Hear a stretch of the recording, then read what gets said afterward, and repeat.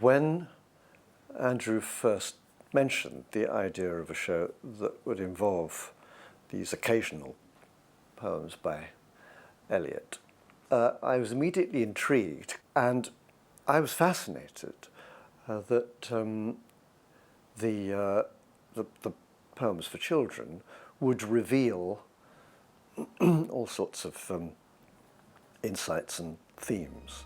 The moments of happiness, we had the experience, but missed the meaning and approach to the meaning. I first met Andrew after he came to see Nicholas Nickleby, and then we met on the subject of cats. I suppose I thought that I had wretched luck at that point, that other people had been approached by Andrew on the life story of Jesus Christ or the fall of an Argentine dictatorship. And I got little pussycats. I thought it probably wasn't a particularly lucky turn of events. But as he described the notion, he'd done some settings of the poems, basically for concert performance at the Sydmonton Festival, Andrew's own backyard festival. And clearly they'd gone very well. Andrew was saying that Eliot was writing like a lyricist, catchphrases, repeat phrases, rhymes that were outrageous or witty, and the lyrics very compressed and terse. So he said from the word go, they really do lend themselves to musical treatment. Gus is the cat at the theatre door. His name, as I ought to have told you before, is really Asparagus, but that's such a fuss to pronounce that we usually call him just Gus. And at that stage, the Eliot estate, very understandably, because they were, I think they were relatively cautious and suspicious about the project, had said, you can do it, but you can only use the words of Tom Eliot. We mustn't have material that comes from other sources. And that included, therefore, a ban on any material that would create a story, that would impose a narrative on the poems. And yet, I think we were all agreed. I remember writing a paper to Andrew and to Cameron McIntosh on the subject, and to Gillian, that for any musical work to have any sort of grip on the popular imagination, there must be some form of forward narrative. And it was at that stage that Valerie came across in a drawer a single sheet with a poem typed on it, and it looked like a fragment. And she telephoned Andrew about it and then sent it to Andrew, because of course he said immediately that he wanted to have a look at it. And then Andrew called me and said, I'll send a copy of it round. What do you think? And it was still introduced to me at that stage as a fragment. And it was called Grizabella the Glamour Cat.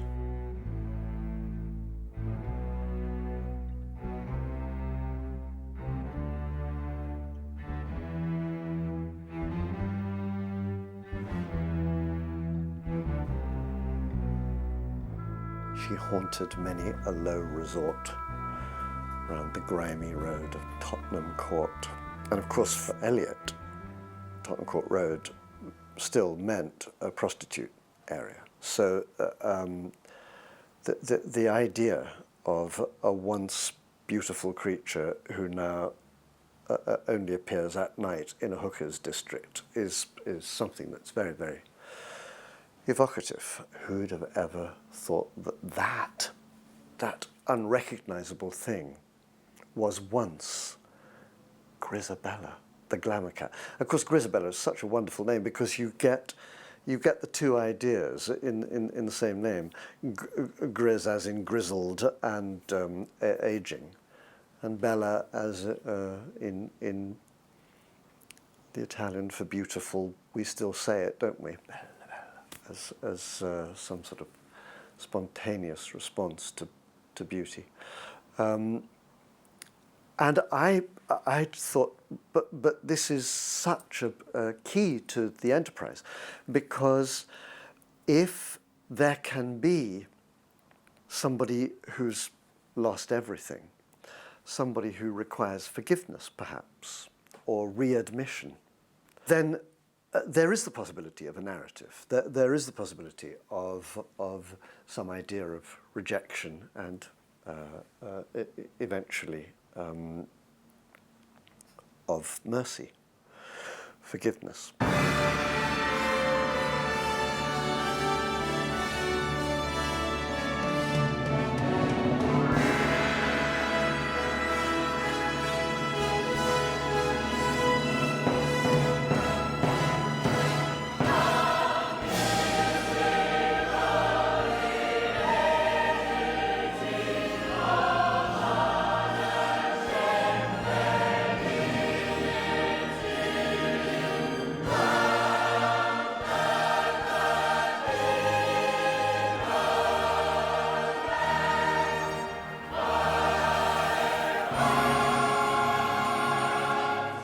When I realised that Andrew was thinking of a main stage musical work, a full piece that should involve dance and that should have some elements of spectacle, then I started to look at the material differently.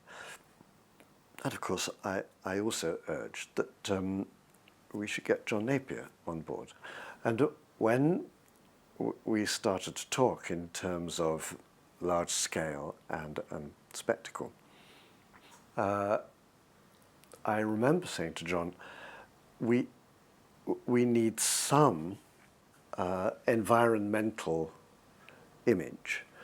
And I suppose the best joke available to us would be if it was a wasteland. I mean, nobody will get it, but in relatively short order, wasteland became rubbish dump, garbage tip, human detritus tossed out. And that seemed to be a wonderfully promising idea for an environment, because stuff lying around could then be used by the cats to through their imagination, and to some extent through our imagination in the audience, to create the props and settings for their show, their celebration. But then something else followed from that in another piece of material that we were given by Valerie, which was called The Man in White Spats. And it was all about Eliot at lunchtime going to a pub called the Princess Louise and meeting a strange little man in white spats. And he started to talk about jellicle cats, and Eliot says, "What's a jellicle cat?" And the little man is outraged and says, "What's a jellicle cat?" I mean, it's a jellicle cat. There's somebody here who doesn't know what a jellicle cat is. And then takes Eliot on a journey. I was lunching one day at the Princess Louise when I passed some remark to a man in white spats who had ordered a plate of fried gammon and peas. So we soon fell to talking of thises and that's, such as pollicle dogs and jellicle cats, pollicle dogs and jellicle cats, pollicle dogs and jellicle cats, pollicle dogs and jellicle cats. jack of all trades, a true rolling stone that has gathered no moss. I have seen much of life in its various shades, and the fat and the lean and the profit and loss. I have done everything and I've been everywhere. I'm at present an agent for small furnished flats, but the one thing that's made life worthwhile, I declare, is pollicle dogs and jellicle cats. When we came across this poem, we thought it was pure gold, that there could be two human beings and that would be the link and that would be the narrative. But actually, on second thoughts, I believed we had to take that out. We had to meet only cats during the evening in order that everything in the design could be, as it were, at cat scale. And that was John Napier's wonderful invention. Everything in the design could be, as it were, at cat scale. You could have all sorts of objects that had been tossed away thoughtlessly by human beings that would take on a magical life because suddenly they were 5, 6, 7, 8 times bigger than we'd ever seen them before. And so the dumped, wrecked car and the tyre and an old gas stove and 78 records that suddenly become completely fascinating when they're 3 foot wide.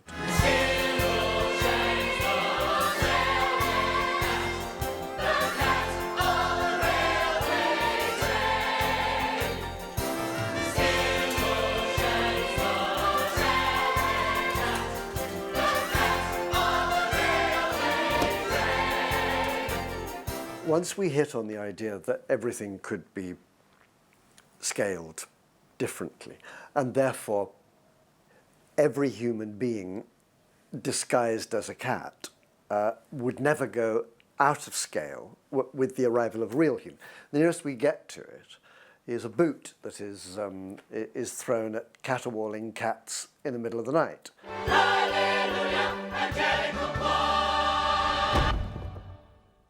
I mean, we've all had the experience of being woken up by terrible screeching in the middle of the night and even possibly have felt, we want to throw up a window and chuck a shoe at where the noise is coming from.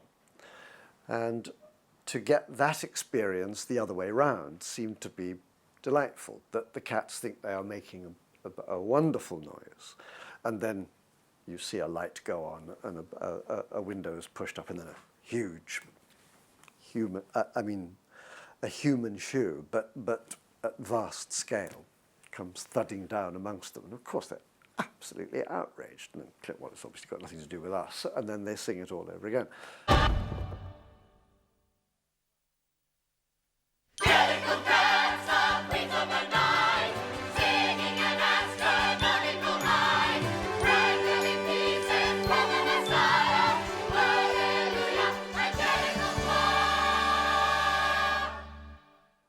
It was the most difficult project to cast.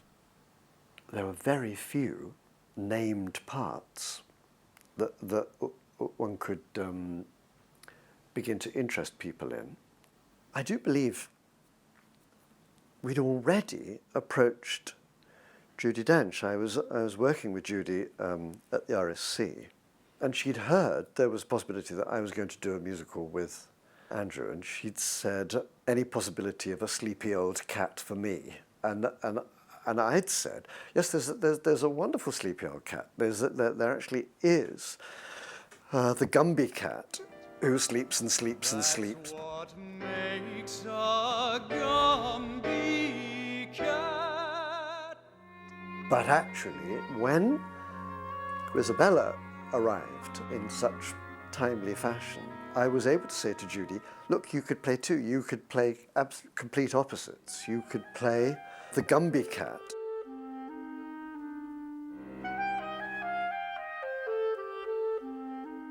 But you could play Grisabella, who was once adored and is now unforgivably outside the track. And I think that possibility clinched something for Judi, and she said that would do it for her. That would be wonderful.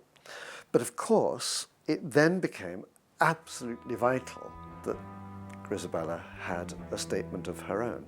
And I think in truth what happened was that when I was talking to Andrew about it, I said in each of your shows that there is a great Puccini aria moment, and therefore we need your Puccini. And so maybe that rang a bell in Andrew's head, and he went to the temporarily discarded Puccini score and pulled out that musical idea. But I remember, I think we were in Battersea auditioning, and Andrew said, "Well, I have got something, and I mean, I'll play it, see what you think." And I remember Gillian was there, and Andrew played it, and there was a little silence after it.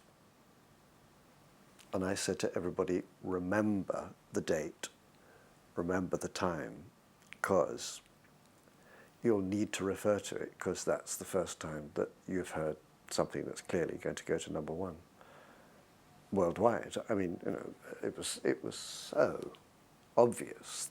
But therefore, it was terrifying as we proceeded with the creation of the show that a lyric for Grizabella had not been forthcoming. And so, really, in desperation,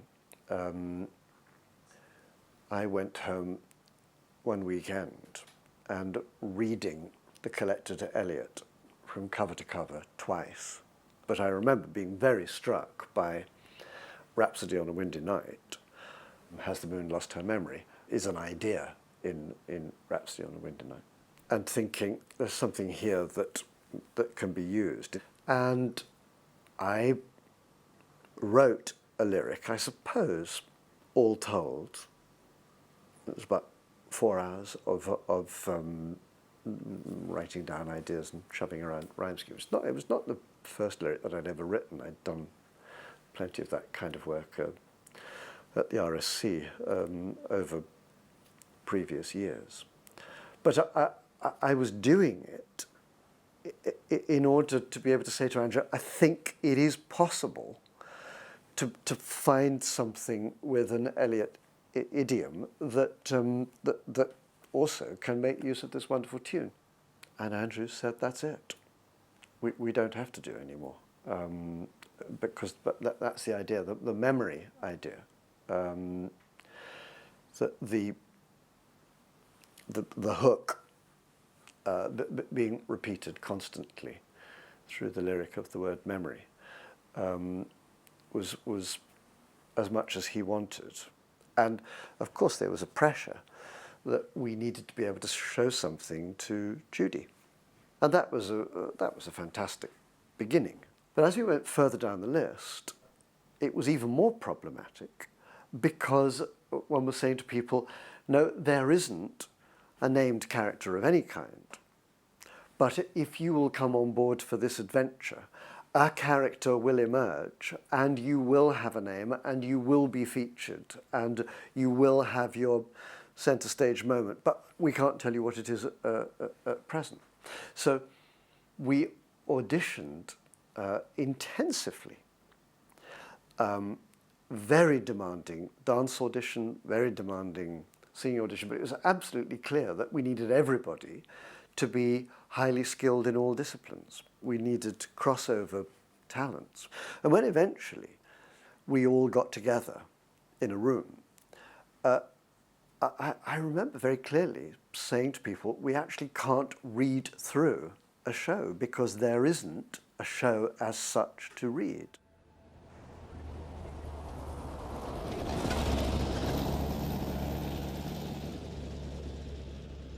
The most crucial time in that process was, I think it was about 8 days in, sort of halfway through the second week. And we'd done a great deal of exploration. And I'd picked up a ton of ideas from the actors. And I went for a walk along Chiswick High Road. And I went into a pub that was then called the Roebuck, and I got a sandwich and a half bottle of wine. And I sat in this deserted area. And I wrote down the names of everybody in the show. And I started to make notes about characters that they had created improvisationally. And then I took the naming of cats and used a lot of the names from the naming of cats for characters that the company had created. And by the end of that lunch break, I'd got 16 characters in my head. And then I was able to go back and give each of the company words to apply to a character, and then eventually a name to apply to that character. And then the beginnings of through-line stories for them. Now, by then, we also had the notion of the tribe and of the arrival of Old Deuteronomy.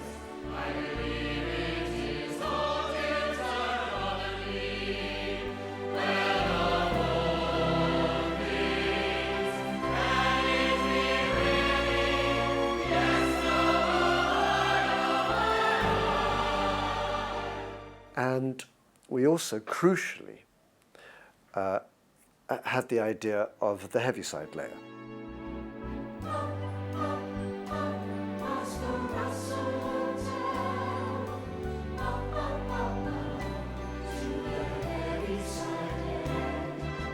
What is the Heaviside layer? Well, who cares? It's cat limbo, it's cat nirvana, it's cat heaven, it's whatever we want to make it. But it needed to connect to the Grizabella story. And I was thinking, if there's a tribe and if there's somebody who's alien, then there has to be some ritual, some event that she is outside, but eventually she must be included in, and therefore forgiveness is offered to Grizabella.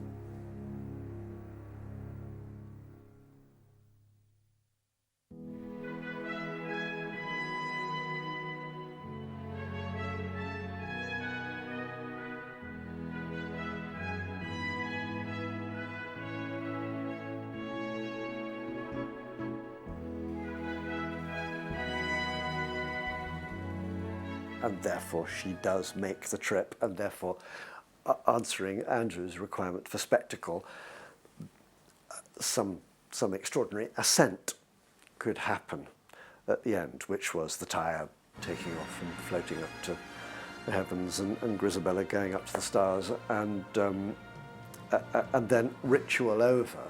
Then it would be possible for Old Deuteronomy to have his sort of last night of the proms, the addressing of cats, which is sort of coda to it all. You bow and taking off your hat, address him in this form. O cat. It was something like 7 weeks of trying to put the thing together. I don't think we achieved a run-through until we were in the theatre. But I remember we'd only got 3 weeks into rehearsal, and Judy had been doing a Gumby Cat tap sequence, and she was enjoying herself a great deal, and she was walking from one side of the rehearsal room to another when it seemed that somebody had snapped a piece of wood, somebody had cracked a slapstick, because there was a noise that made everybody's head turn.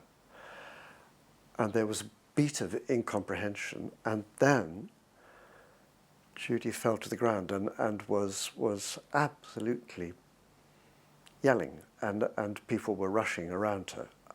And it was so incomprehensible. It was like that noise must have been a gunshot, and somebody had been felled, and there was real panic in the room.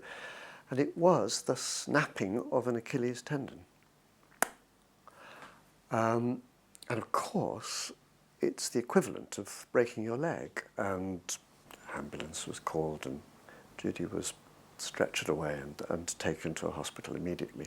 And it was the unanimous decision of Cameron and Andrew and myself and Gillian that we had to wait. And we shared this determination that she was going to come back. She was most determined of all. I want to do this show, and I'm definitely going to be back there. And a couple of weeks later, Judy did come in, and still only able to hobble with the leg in plaster. And she sat and watched for a bit, and then she said, "I want to do a bit." And I said, no, it's too, you just sit and watch. She said, no, honestly, I can, there isn't a problem. And she set out on cue, and she set out forcefully to try and make it over to the other side of the stage at the right speed. And of course, she shouldn't have been doing it, and she tottered and staggered and then crashed off the front of the stage into the seats. And we all ran towards her, and as I got there and held her hand, it was absolutely clear to me. I knew it was over. And she was in a terrible state and said, I can't do it, can I? And that was the end of Judy as Grisabella. And then it was extraordinary that Elaine was contacted, and clearly a favour was being asked. I mean, the world famous Evita. Please, will you come in and help us at this time of crisis? And Elaine was just extraordinary. I mean, her first reaction was, if Andrew and the show's in trouble, I will do whatever I can. They were extraordinary times.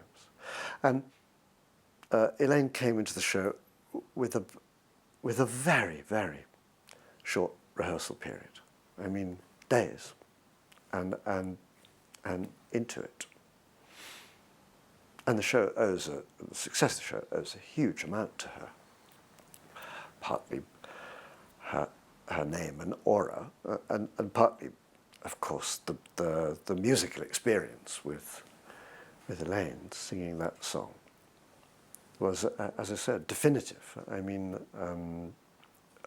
just a wonderful musical event.